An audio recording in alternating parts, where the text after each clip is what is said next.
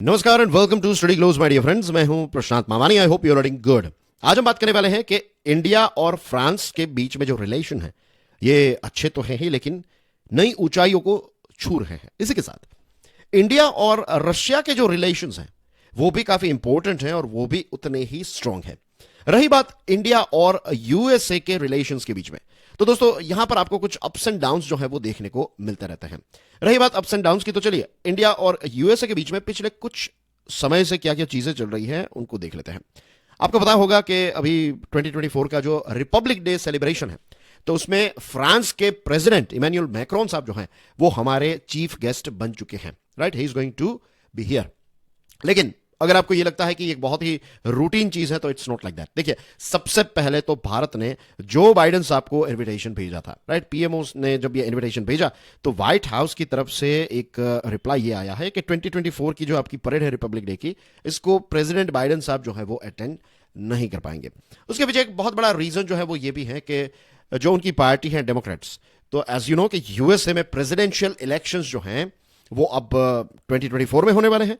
और ये जो डेमोक्रेट्स हैं, तो इनका पूरा जो कैंपेन है ना प्रेसिडेंशियल इलेक्शन का, तो इसकी शुरुआत जो है वो 15 जनवरी से होने वाली है।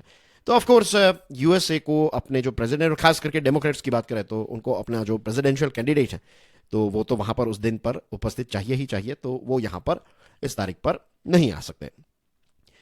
नाउ द थिंग इज के देखिए, बाइडेन साहब जो है वो ऑलरेडी G20 के समिट के लिए भारत आ चुके थे। तो सितंबर 2023 में वो यहां पर थे, तो उसके कुछ ही महीनों के बाद, अब समझ लीजिए 4 महीने के बाद फिर से उनको इंडिया आना है, तो उतना जल्दी जो है वो यूएसए के प्रेसिडेंट यहां पर नहीं आ सकते। कहीं ना कहीं जो पीएमओ हैं, तो उनके ऑफिशियल्स ने ये थोड़ा कैलकुलेशन गड़बड़ कर दिया। मींस ये दो चीजें अगर ध्यान में रखी होती कि एक तो यूएसए के प्रेसिडेंट अभी कुछ समय पहले ही आए थे, और दूसरी चीज कि ऑलरेडी वहां पर यूएसए में प्रेसिडेंशियल इलेक्शन को लेकर उनकी पार्टी को उनके प्रेसिडेंट जो है वो चाहिए। बट एनीवेज, अब ये जो उन्होंने डिक्लाइन किया है, इससे उतना कोई बड़ा फर्क नहीं पड़ेगा। लेकिन एक ऐसी चीज है जो निखिल गुप्ता वाला केस है। आप में से ज्यादातर लोगों को निखिल गुप्ता वाला केस पता होगा, क्योंकि निखिल गुप्ता पर मैंने एक अलग से वीडियो भी बनाया था, इसी चैनल पर हमने लॉन्च भी किया था। राइट, ये गुरपतवान सिंह पन्नून को मारने के पीछे निखिल गुप्ता जो है हमारे देश का एक नागरिक, राइट, आई वुड से हमारे देश का एक बहुत ही बहादुर नागरिक, राइट, जो हमारे दुश्मनों के खिलाफ लड़ाई लड़ने वाला हमारा टाइगर आप कह सकते हैं। तो ऐसे निखिल गुप्ता जी को प्राग, जो चेक रिपब्लिक का कैपिटल है, तो जून 30 2023 को, इसी साल, उनको अरेस्ट किया गया था। और ये अरेस्ट के बाद यूएसए की सरकार और भारत की सरकार जो है, ये इस पर्टिकुलर इश्यू को, ये निक गुप्ता वाला जो इश्यू है, इसको बहुत ही क्वाइटली, बहुत ही डिस्क्रीटली, पर्दे के पीछे सारे प्रॉब्लम्स जो है वो सॉल्व कर रहे थे। और पर्दे के पीछे ये प्रॉब्लम जो है वो सॉल्व हो जाए, ऐसी भी कैपेसिटी इसकी है, इस प्रॉब्लम की। लेकिन हाल ही में यूएसए की सरकार ने कुछ ऐसे स्टेप्स उठाए हैं जिससे इंडिया और यूएसए के बीच में एक नया इश्यू जो है वो स्टार्ट हो चुका है। राइट, अब दोस्तों ये जो इश्यू है इसके बारे में भी आज हम बात करने वाले हैं। इस पर्टिकुलर सेक्शन में जब हम पहुंचेंगे then we will talk about कि ये निखिल गुप्ता वाला केस जो है उसमें क्या हुआ। लेकिन उससे पहले let's talk about our friendly countries, right, हमारे जो गुड फ्रेंड्स हैं, ऑल वेदर फ्रेंड्स आप कह सकते हैं। तो इसमें एक है रशिया। ना पे अटेंशन, रशिया का जो फ्लैग है उसको आप थोड़ा ऑब्जर्व कीजिएगा, राइट, क्योंकि इसके बाद हम फ्रांस के फ्लैग को देखने वाले हैं। और दोनों के कलर्स जो है वो सेम है, लेकिन जो उसकी पैटर्न है वो थोड़ी अलग है। तो थोड़ा आप यहां पर एक ऑब्जर्वेशन जो है वो कीजिएगा।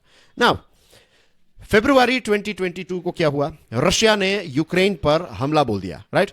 और उस समय पर यूएसए और यूरोप के बहुत सारे देश जो हैं वो भारत को लेकर काफी ज्यादा गुस्से में थे। उन्होंने कहा कि भाई भारत जो है वो मॉस्को यानी कि व्लादिमीर पुतिन, उनकी सरकार जो है उसकी निंदा क्यों नहीं कर रहा है। भारत निंदा नहीं कर रहा था उस समय पर। भारत यह कह रहा था कि इस प्रकार के इश्यूज जो हैं उनको दोनों पार्टीज को आमने सामने बैठकर नेगोशिएशंस के माध्यम से ये सारी चीजें जो है वो सॉल्व करनी चाहिए। और दूसरी तरफ जो यूएसए के प्रेसिडेंट हैं, फिर यूरोप के बहुत सारे जो देश हैं जो खुलेआम प्रेसिडेंट पुतिन जो हैं तो उनके अगेंस्ट में बयान दे रहे थे, और वो लोग ये एक्सपेक्ट कर रहे थे कि हम भी रशिया के खिलाफ इस प्रकार के बयान दें। फिर फरवरी 2022 के कुछ समय तक वेस्टर्न डिप्लोमेट्स जो हैं, ये सारे यूरोप के कुछ देश और यूएसए के डिप्लोमेट्स जो हैं वो भारत की यात्रा पर आते रहे, और यहां पर आकर वो भारत की जो न्यूट्रलिटी थी इस युद्ध को लेकर, तो इसकी काफ़ी निंदा करते थे। हमें कहते थे कि नहीं, आप एक स्टैंड लीजिए। यूएन में भी, जो यूनाइटेड नेशंस में जो जनरल असेंबली है, फिर यूएनएससी में जो वोटिंग होती थी, तो उसमें भी भारत को ऐसे प्रेशराइज करने की कोशिश करता था यूएसए और उनके मित्र देश कि भारत जो है वो न्यूट्रलिटी को छोड़े, ये वक्त आ चुका है कि रशिया जो है तो उसके खिलाफ हम स्टेटमेंट दें, थिंग्स लाइक दैट। और फिर एक बहुत बड़ा बयान जो है, एक बहुत बड़ा स्टेटमेंट हमारे मिनिस्टर ऑफ एक्सटर्नल अफेयर्स ने एक इंटरव्यू में दिया था। उन्होंने कहा कि यूरोप को ये जो एक मानसिकता है यूरोप की, कि जो यूरोप के प्रॉब्लम्स हैं वो दुनिया के प्रॉब्लम्स हैं, और जो दुनिया के प्रॉब्लम्स हैं वो दुनिया के प्रॉब्लम्स हैं, उसमें यूरोप का कोई लेना देना नहीं है। फॉर एग्जांपल, अभी ये यूक्रेन वाला युद्ध चल रहा है तो यूरोप ये कह रहा है कि भाई भारत को स्टैंड लेना चाहिए, लेकिन जो चाइना वाला इश्यू भारत के साथ चल रहा है, जो एलएसी वाला इश्यू है, तो इस पर यूरोप जो है वो किसी प्रकार का स्टैंड नहीं ले रहा है। तो मींस भारत ने क्लियरली बता दिया कि देखिए, ऐसा नहीं हो सकता कि आपके प्रॉब्लम्स जो हैं तो उसमें आप ये एक्सपेक्ट करें कि हम उसमें इन्वॉल्व हों, और फिर हमारे जब प्रॉब्लम्स होते हैं तो आप कहते हैं कि नहीं, ये आपके प्रॉब्लम्स है, आप सोल्व कर लीजिए। तो इस प्रकार का एटीट्यूड जो है ना, वो अब नहीं चलेगा। एक समय था जब इस प्रकार का एटीट्यूड आपकी पुरानी आदत है, लेकिन अब ये पुरानी आदत जो है वो आज के जमाने में नहीं चलेगी। 25 से लेकर 29 दिसंबर तक हमारे minister of external affairs S Jaishankar साहब जो हैं वो रशिया की यात्रा पर गए। इस पर भी हमने एक अलग से वीडियो बनाकर लॉन्च किया था, उसमें मैंने सारी डिटेल्स जो है वो कवर की है कि इस यात्रा में क्या क्या इंपॉर्टेंट डिस्कशन हुई। इनफैक्ट हमारे एस जयशंकर साहब जो हैं उनकी मुलाकात पुतिन साहब से भी हुई। तो वेस्टर्न नेशंस जो हैं वो इस यात्रा को लेकर बिल्कुल खुश नहीं है, और कहीं ना कहीं यूएसए जो है उसको एक क्लियर मैसेज मिल चुका है कि भारत जो है वो एक ऐसा देश है जो सॉवरिन है, जो स्वतंत्र है, और किसके साथ रिलेशन रखना है, किसके साथ नहीं रखना है, या फिर किसके साथ हाई हेलो रखना है, ये सारे डिसीजंस जो हैं वो भारत की सरकार लेगी, भारत लेगा, राइट। इसमें भारत की कंप्लीट स्ट्रेटेजिक ऑटोनॉमी है। इसमें आप डिक्टेट करेंगे तो ये सारी चीजें जो है वो हम फॉलो नहीं करेंगे। तो ये क्लियर मैसेज जो है वो यूएसए को मिल चुका है बाय दिस विजिट। और इसी के साथ साथ दुनिया को भी और रशिया को भी ये पता चल गया है कि भारत जो है वो का एक बहुत ही अच्छा मित्र देश है। फिर एक दूसरा देश फ्रांस। अब देखिए, एक बार क्विकली देख लेते हैं। देखिए, इनका फ्लैग देखिए, तो यहां पर जो ये जो कलर्स हैं तो they are more like, means not more like, but ये जो व्हाइट, फिर रॉयल ब्लू है और रेड है, तो ये आपको हॉरिजॉन्टल नजर आते हैं, इज इट। और ये देखिए फ्रांस का मैप, तो royal blue, then you have white and red, तो ये वर्टिकल है। तो ये भी एक डिफरेंस है, कलर कॉम्बिनेशन में भी थोड़ा डिफरेंस है, तो ये चीज़ जो है वो थोड़ा ऑब्जर्व कर लीजिएगा आप। ये जनरल नॉलेज के लिए है, ऐसे प्रश्न आपको कलरफुल क्वेश्चन पेपर नहीं आता है तो ऐसे प्रश्न आपको नहीं पूछे जाते, बट ऐसी छोटी छोटी डिटेल्स जो हैं इससे एक आदत बनती है, इसको कहते हैं अटेंशन टू डिटेल। तो ये अटेंशन टू डिटेल जो है ये जीवन में बहुत काम आता है हमें, राइट। तो जैसे स्टार्टिंग में हमने देखा कि जो फ्रांस के प्रेसिडेंट इमैनुअल मैक्रोन साहब जो हैं, उनकी ऑफिस ने जब इनविटेशन भारत के द्वारा भेजा गया, उनको पता था कि भाई भारत ने सबसे पहले प्रेफरेंस जो है वो यूएसए को दिया था, यूएसए ने कहा कि हम नहीं आ सकते, और उसके बाद जो ऑप्शन था वो फ्रांस। लेकिन फ्रांस ने इस चीज़ को ऐसा नहीं सोचा कि भाई आपने पहले तो उनको बुलाया था, अब आप उनको ही बुला लीजिए। सोसाइटी में ये होता है ना कि आप किसी को गेस्ट के तौर पर बुलाते हैं, स्पेशल गेस्ट के तौर पर, फिर वो नहीं आ पाते और फिर किसी और को बुलाते हैं तो उनको बुरा लग जाता है। लेकिन डिप्लोमेसी में क्या होता है पता है, यहां पर यह देखा जाता है कि इट्स नॉट दैट इंपॉर्टेंट कि उनको पहले बुलाया था या हमें, आज अभी हमें बुलाया है, और अगर हम जाएंगे तो हमारे रिलेशन जो है वो भारत के साथ और ज्यादा इंप्रूव होंगे। हमारे देश की बहुत सारी कंपनीज जो है वो भारत की बहुत सारी कंपनीज के साथ बिजनेस करके मुनाफा कमा पाएगी, बहुत सारे प्रोडक्ट्स जो है वो भारत को हम बेच पाएंगे, भारत के अच्छे अच्छे प्रोडक्ट्स और सर्विसेज जो है वो हमें मिलेगी। दुनिया के लेवल पर, जियोपॉलिटिकल लेवल पर भारत के साथ एक और मुद्दे पर अच्छी बातचीत होगी, and things like that, you know. तो एक बिग पिक्चर जो है, लॉन्ग टर्म व्यू जो है वो देखा जाता है। पर्सनल ईगोज और ये सारी चीजें जो हैं वो यहां पर काम नहीं करती हैं।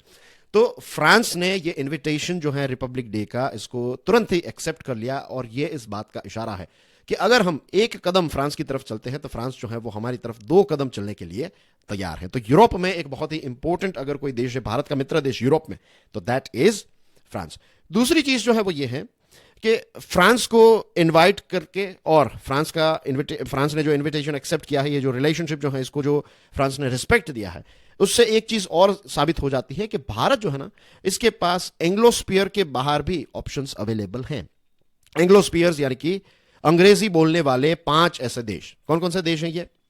एक तो है Australia, UK, USA, then you have this Canada. Canada के साथ तो रिलेशनशिप वैसे ही बहुत ही खराब हो चुके हैं, and then you have New Zealand. तो ये जो 5 देश है ना, ये एक दूसरे के साथ 5 आइज, आपने सुना होगा कि एक दूसरे के साथ इंटेलिजेंस शेयर करते हैं, और ये 5 जो है ये इंग्लिश स्पीकिंग कंट्री है। तो इनको यही लगता है कि आज भी वो जो पुरानी थी ना, एक कहीं ना कहीं कॉलोनियल मानसिकता, कि पृथ्वी पर राज करने का अधिकार जो है किसी का तो हमारा ही है, थिंग्स लाइक दैट। तो अब ये चीज़ें आउटडेटेड हो चुकी हैं और नए ज़माने में जो नई दुनिया है, जो नया भविष्य है और नया वर्तमान जो है, तो इसमें भारत दूसरे देशों के साथ जो इंग्लिश स्पीकिंग कंट्री नहीं है, फॉर एग्जाम्पल फ्रांस, तो ऐसे देशों के साथ मिलकर और रशिया जैसे देशों के साथ मिलकर, ब्राज़ील जैसे देश हैं, तो बहुत सारे ऐसे देश हैं जिनके साथ मिलकर हम बहुत सारी चीज़ें जो हैं वो ग्लोबल लेवल पर कर सकते हैं। दूसरी चीज़, फ्रांस को बैक स्टैबिंग फील हुआ, जो कहते हैं ना कि फ्रांस को दगा दिया गया था बाय यूएसए। फ्रांस की एक बहुत अच्छी डील चल रही थी ऑस्ट्रेलिया के साथ। ऑस्ट्रेलिया जो है वो फ्रांस से न्यूक्लियर सबमरीन खरीदने वाला था। अचानक से ये ऑकस बन गया, ऑकस एग्रीमेंट। ऑकस में क्या है? ऑस्ट्रेलिया, यूके और यूएसए। तो इस एग्रीमेंट के तहत यूएसए ने अपनी जो न्यूक्लियर सबमरीन है तो ये ऑस्ट्रेलिया को देने के लिए ओके कह दिया।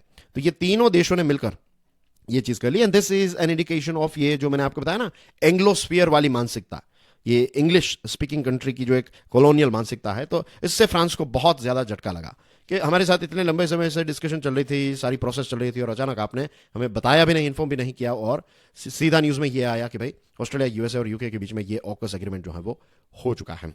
अब भारत की बात करें तो भारत का यूएई और फ्रांस दोनों देशों के साथ ये ट्राइलैटरल एग्रीमेंट है। ये ट्राइलैटरल एग्रीमेंट है हमारा, ये इंडिया, फ्रांस और यूएई का, कि हम एनर्जी सेक्टर में एक दूसरे के साथ कोऑपरेट करेंगे। डिफेंस डोमेन्स में काफी अच्छा कोऑपरेशन जो है वो बढ़ रहा है। और यूरोप की बात करें तो यूरोप में फ्रांस जो है वो एक ऐसा केपेबल देश है। एक तो फ्रांस जो है वो न्यूक्लियर पावर है और दूसरी चीज कि ऑलरेडी हमने उनसे रफेल खरीदे हैं और ज्यादा रफेल्स खरीदने वाले हैं। फिर स्कॉर्पियन क्लास सबमरीन्स जो हैं तो टेक्नोलॉजी ऑफ ट्रांसफर के माध्यम से ये हम यहां पर बनाने लगे हैं, राइट। तो और ऐसी चीजें हैं जिसमें भारत और फ्रांस जो है वो मिलकर काम कर सकते हैं, राइट।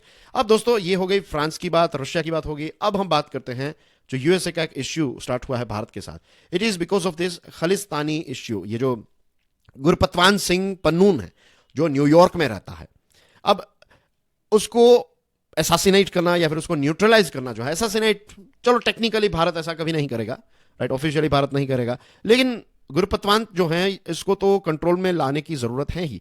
एक टेररिस्ट है। और जब ये मुद्दों पर हमने डिस्कशन की थी, जब ये पुराने, मैंने ये जो खालिस्तान वाला टॉपिक है तो लगभग 5-6 वीडियोस इस पर बनाए हैं, तो उसमें एक चीज की आर्ग्यूमेंट हमने की थी और वो ये थी कि भाई बिन लादेन जब हैं तो बिन लादेन बहुत सारे लोगों के लिए ऐसा मसीहा था। बिन लादेन जो है उसको बहुत रिस्पेक्ट की नजर से बहुत सारे देशों के लोग देखते थे, तो आपने उसको मार दिया।